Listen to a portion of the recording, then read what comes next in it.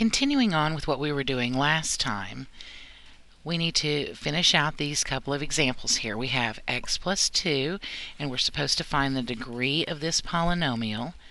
Well, the highest power of x here is technically 1 to the first power. So the degree here would be 1. And we need to decide, is it a monomial, a binomial, or a trinomial? There are two terms here. So two terms would be a binomial. In this last one of this type, we have an x to the 12th power.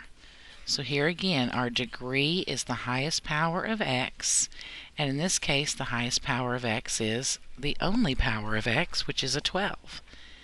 And again, we have one term, so that would be a monomial.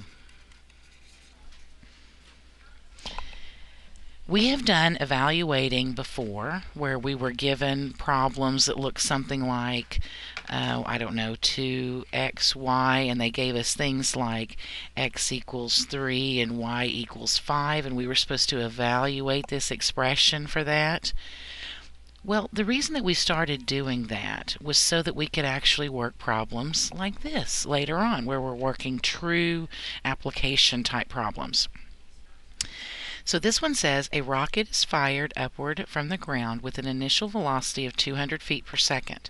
Neglecting air resistance, the height of the rocket at any time t can be described in feet by the polynomial negative 16t squared plus 200t. Find the height of the rocket at 7.6 seconds.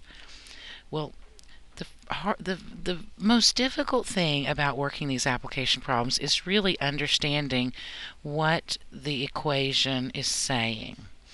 This is literally saying here will be the height of the rocket at any time t. So t represents some time in our problem. Well, look at what they want us to do. They say find the height of the rocket at 7.6 seconds. So that means that everywhere we see a t in this equation, they're wanting us to replace that with 7.6. They're wanting us to find out what happens at that time. So if I rewrote that problem, that would be negative 16 times 7.6 squared plus 200 times 7.6. Now this is just an order of operations, mathematical computation type problem, just an arithmetic basically. We need to do our squaring first, so that would give us negative 16 times 7.6 squared is going to be 57.76. It's not a very pretty 5, sorry about that. Plus 200 times 7.6. Now that we've done our exponents, we can deal with our multiplication.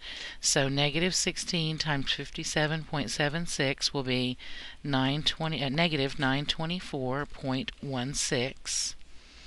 Plus 200 times 7.6 is 1520. And then when we go ahead and combine our terms again, do the negative along with the positive, we'd have to subtract and keep the sign of the larger number. So that would be 595.84 feet. This is how high the rocket will be after that amount of time.